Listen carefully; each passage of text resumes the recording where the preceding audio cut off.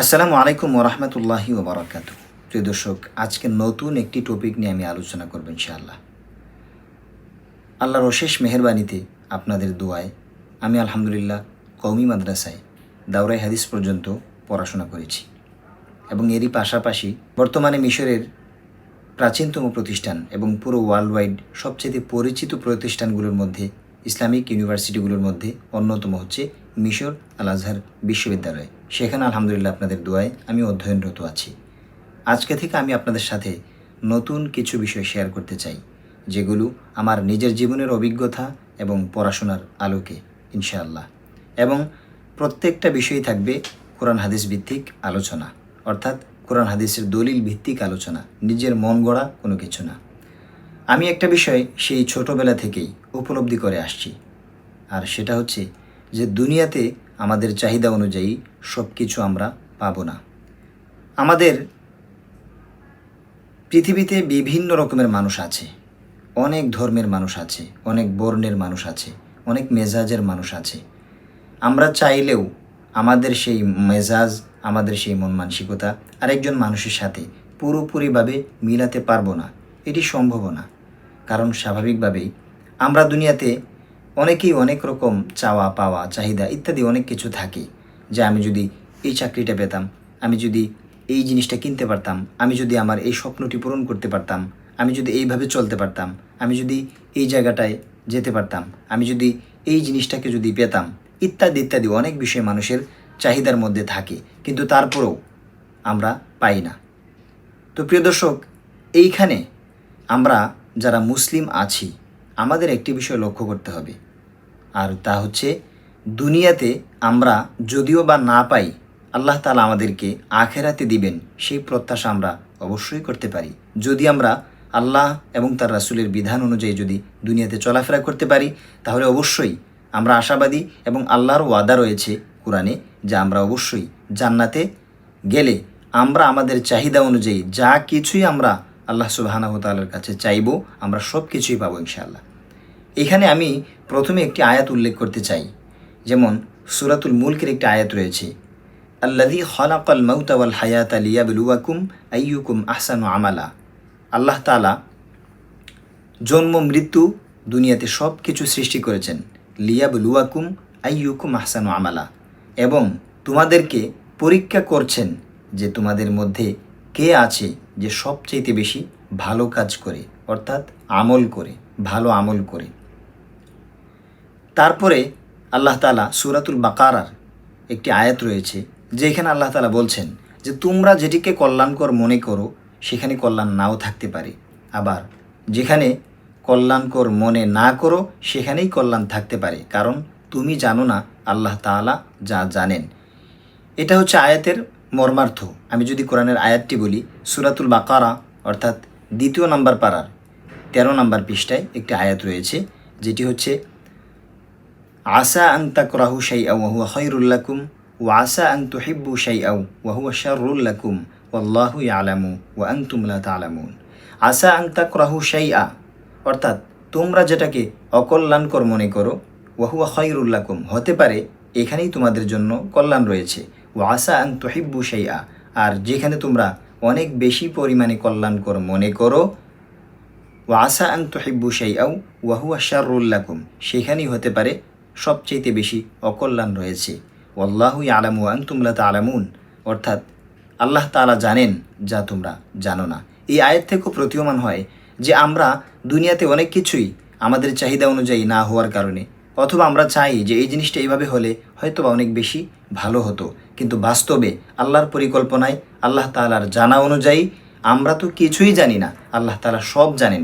সেজন্যই আল্লাহ বলছেন যে তোমরা যেটাকে অকল্যাণকর মনে করো সেখানে কল্যাণ থাকতে পারে, আর যেটাকে কল্যাণকর মনে করো সেখানে অকল্যাণ থাকতে পারে। একমাত্র আল্লাহ তাআলাই সব কিছু জানেন যা তোমরা জানো না।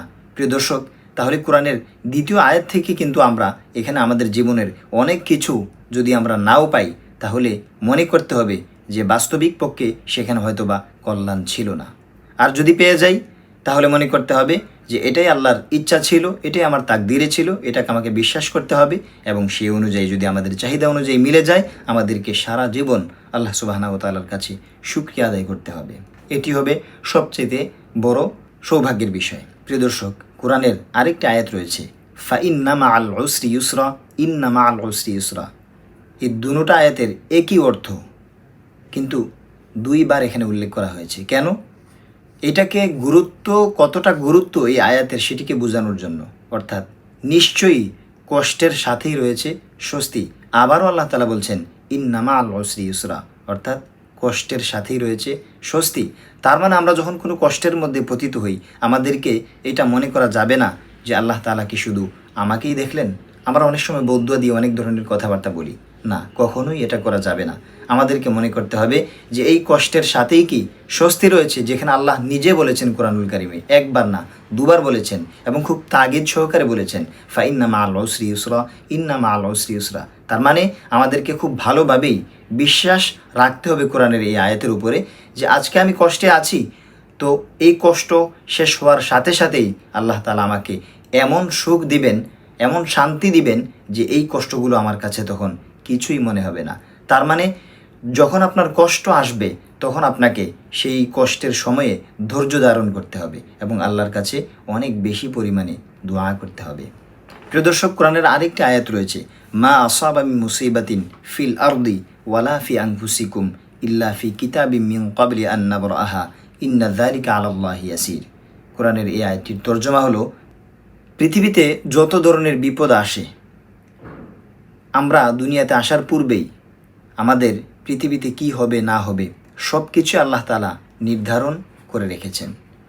এই জন্য যে আমরা পৃথিবীতে আসার পরে যখন কোনো বিষয়ের আমরা সম্মুখীন হই, সেটা বিপদ, আযাব, গজব, যে কোনো কিছুর, সেখানে যেন আমরা এরকম দুঃখিত না হই, সেজন্য আল্লাহ তাআলা বলছেন যে তোমরা অতিরিক্ত অনেক বেশি পরিমাণে দুঃখিত হয় না, কারণ যা কিছু হচ্ছে হবে সব কিছু আল্লাহর পক্ষ থেকে নির্ধারণ করা। আমাদেরকে দুঃখিত হওয়া যাবে না, কারণ এই আয়াতের শেষ অংশেই রয়েছে ইন্না যালিকা আলাল্লাহি ইয়াসির। এখানে আমাদেরকে মনে রাখতে হবে যে নিশ্চয়ই আল্লাহ পাক রব্বুল আলামিনের কাছে সব কিছুই একেবারে সহজ।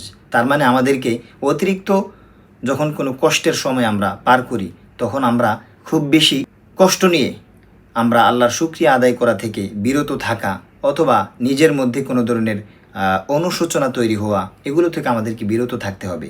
আবার যখন খুব বেশি ভালো অবস্থায় থাকি, তখন আমাদেরকে খুব বেশি পরিমাণে উল্লসিত না হয়ে আল্লাহ সুবহানাহু ওয়া তাআলার শুকরিয়া আদায় করতে হবে। তার মানে প্রিয় দর্শক, আজকে পুরো কোরআনের যে কয়েকটি আয়াত আপনাদের সামনে আমি উল্লেখ করলাম, সেই আয়াতগুলো থেকে একটা বিষয় খুব ভালোভাবে আমাদের বুঝে আসে, জন্ম মৃত্যু জীবনের মৌলিক বিষয়গুলোর ক্ষেত্রে আমাদের কি হবে না হবে, কোথায় কি করব, আমরা সব কিছুই আল্লাহ পাক রব্বুল আলামিন আমাদের দুনিয়াতে আসার পূর্বে নির্ধারণ করে দিয়েছেন। আমরা যখনই ভালো অবস্থায় থাকি আল্লাহ সুবহানাহু ওয়া তাআলা শুকরিয়া আদায় করতে হবে, আর যখনই কোনো কষ্টের সম্মুখীন হই বা কষ্ট অবস্থায় থাকি, তখন আমাদেরকে ধৈর্য ধারণ করে সবর করে, যেহেতু আল্লাহ তাআলা আরেকটি আয়াতে বলেছেন যে ইন্নাল্লাহা মা'আস সাবিরিন, ধৈর্য ধারণকারীদের সঙ্গেই আল্লাহ সুবহানাহু ওয়া তাআলা রয়েছেন। তাহলে আজকে থেকে আমরা একটা বিষয় মনে রাখবো যে এই দুনিয়াতে আমরা সব কিছু পাবো না। কোরআনের অনেকগুলো আয়াত রয়েছে যেখানে ক্লিয়ার স্পষ্টভাবে বলা আছে যে তোমরা জান্নাতে আসার পরে তোমরা যা কিছু চাইবে সব কিছুই তোমাদের মন মতো দেওয়া হবে, সব কিছুই তোমরা পাবে। আমি যদি কোরআনের এই আয়াতগুলো উল্লেখ করি, ওয়ালাকুম ফিহা মা তাশতাহিহিল আনফুসু ওয়া তালাযুল আয়ুন, সেখানে আমরা আমাদের চাহিদা অনুযায়ী সব কিছু পাবো ইনশাআল্লাহ। সেই জন্য আমাদেরকে সেইটুকু বিশ্বাস এবং আস্থা আল্লাহ সুবহানাহু ওয়া তাআলার কাছে রেখেই আমাদেরকে দুনিয়ার সামান্য এই অল্প সময়ের জীবনযাপন আমাদেরকে করতে হবে। প্রিয় দর্শক, আজকে আমি যে কোরআনের আয়াতগুলো উল্লেখ করলাম আপনাদের সামনে, আশা করি প্রত্যেকটি আয়াত নিয়ে আপনারা যখন নিজে নিজে একটু গবেষণা করবেন, একটু পড়াশোনা করবেন, তাফসিরের অনেক কিতাব রয়েছে যেগুলো আপনারা বাংলা শুধুমাত্র নিজে বোঝার জন্য, কাউকে বলার জন্য না, নিজে বোঝার জন্য যতটুকু প্রয়োজন ততটুকু আপনারা একটু কোরআনের এই আয়াতগুলো নিয়ে গবেষণা করলে, রিসার্চ করলে আপনারা খুব সহজেই আপনাদের মনকে সান্ত্বনা দিতে পারবেন ইনশাআল্লাহ, যে দুনিয়াতে আমাদের চাহিদা অনুযায়ী সব কিছু যদি আমরা নাও পাই, কিন্তু আমরা মুসলিম হিসেবে এইটুকু আশা করতেই পারি ইনশাআল্লাহ, যদি আমরা দুনিয়াতে আল্লাহ এবং তার রাসূলের বিধান অনুযায়ী যদি চলাফেরা করি, অবশ্যই ইনশাআল্লাহ আল্লাহ তাআলা আমাদেরকে জান্নাত দিবেন এবং সেই জান্নাতে যাওয়ার পরে দুনিয়ার সেই না পাওয়া বিষয়গুলো আমরা অবশ্যই পাবো ইনশাআল্লাহ। আল্লাহ তাআলা আমাদের সবাইকে জান্নাতে একসাথে যাওয়ার তৌফিক দান করুন। আসসালামু আলাইকুম ওয়া রাহমাতুল্লাহি ওয়া বারাকাতুহু।